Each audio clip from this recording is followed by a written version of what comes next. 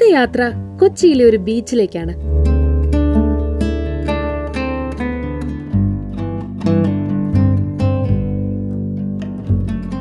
കൊച്ചിയിലിപ്പോ beach പുതിയ കാഴ്ചയൊന്നും അല്ലെന്നറിയാം. എന്നാൽ ഉരുളൻകല്ലുകൾ നിറഞ്ഞ തീരമുള്ള ഒരു ബീച്ചിലേക്കാണ് നമ്മൾ പോകുന്നത്.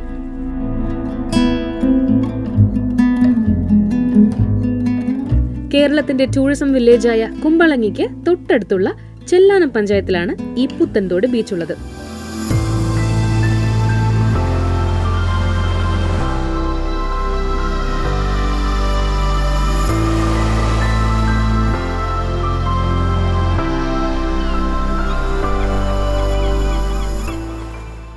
ഈ സ്ഥലം ആളുകൾ അറിയാൻ തുടങ്ങിയിട്ട് കുറച്ച് നാളുകളായിട്ടുള്ളൂ. ഈ കിടക്കുന്ന ഉരുളൻകല്ലുകളാണ് ഈ ബീച്ചിന്റെ പ്രത്യേകത.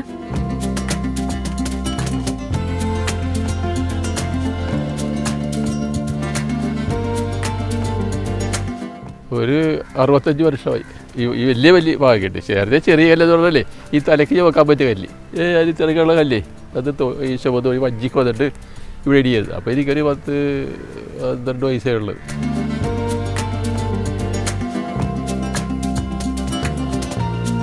ഈ കല്ലുകൾ ഇവിടെ വന്നതിനും ഒരു കഥയുണ്ട്. ഇവിടെ കടല് കയറുന്ന പ്രദേശമായതിനാൽ കരിങ്കല്ലുകൾ കൊണ്ട് നിർമ്മിച്ച കടൽ ഭിത്തികളെയാണ് തീര ഈ രൂപത്തിലാക്കിയത്. ഉരുണ്ട് പോകണമെങ്കിലില്ല, കുറച്ച് ഭാഗത്തല്ല, അത് ഇവിടുന്ന് പോയതാണ്. ആ ഒരു വളവില്ലേ ഇവിടുന്ന് ഇങ്ങനെ ഒരു വളമുണ്ടല്ലോ, അതെല്ലാം ഇവിടുന്ന് പോയ കല്ലാണ്. അല്ലാണ്ട് അവിടെ ഇട്ടതല്ല, അവിടെ വരെയുള്ള കല്ല്. ഈ കല്ലിന് അരയാണല്ലേ അവിടെ വരെ ഇട്ടിട്ടുണ്ടാണ്. പിന്നെ ആ കല്ലെല്ലാം ഇവിടുന്ന് അങ്ങോട്ട് ഉരുണ്ട് പോയാണ് അങ്ങോട്ട് പോയേക്കണത്.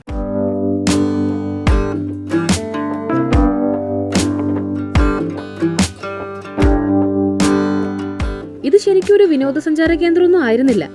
ഈ പ്രദേശത്തെ മത്സ്യത്തൊഴിലാളികൾക്ക് മീൻ പിടിക്കാനായി വഞ്ചി ഇറക്കാൻ ഈ ഭാഗത്തെ കടൽ ഭിത്തി ഒഴിവാക്കിയ സ്ഥലമാണിത്.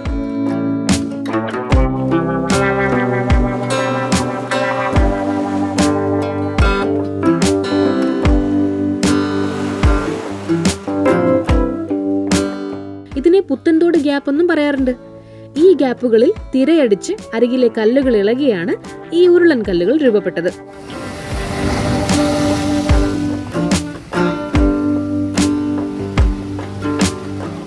എല്ലാ സ്ഥലം ഈ ബീച്ച് പോലെയല്ലേ ഇത്, ഇരിക്കാനുള്ള സ്ഥലം പരുത്തിയൊക്കെ വരെ പടർന്ന് പന്തലിച്ച് കിടക്കി. അത് കാരണം എല്ലാവരും വന്നിരിക്കുക ഇവിടെ, എല്ലാവരും ദൂരെ സ്വന്തം ആൾക്കാരുണ്ട്. ഇപ്പോൾ ഫോട്ടോ വെച്ചൊക്കെ പോയിട്ട് ഇത്രയും സുഖം കിട്ടിയാൽ നമുക്ക്. ഇത് ആ സമയത്തും രാവിലെ തൊട്ട് വൈകുന്നേരം വരെ ആൾക്കാർ വന്നിട്ടിരിക്കുക.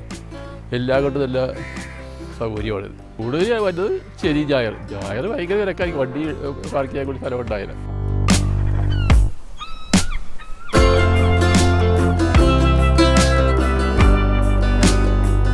ഇവിടെ വളരെ കുറച്ചു ദൂരം മാത്രമേ തീരുള്ളൂ.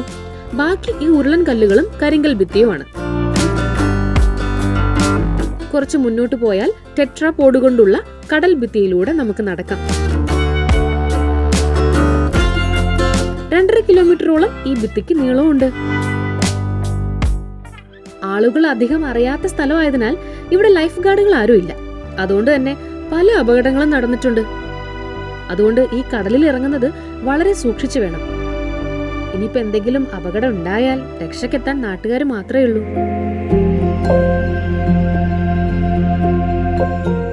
കൊച്ചിയിൽ നിന്നും 15 കിലോമീറ്റർ അകലെയുള്ള ഇവിടെ അവധി ദിവസങ്ങളിൽ നല്ല തിരക്കാണ്. കൊച്ചിയിൽ നിന്നും തോപ്പുംപടി കണ്ണമാലി വഴിയും ഇവിടേക്കെത്താം. ആലപ്പുഴയിൽ നിന്നാണ് വരുന്നെങ്കിൽ തുറവൂർ എഴുപുന്ന വഴിയും വരാം.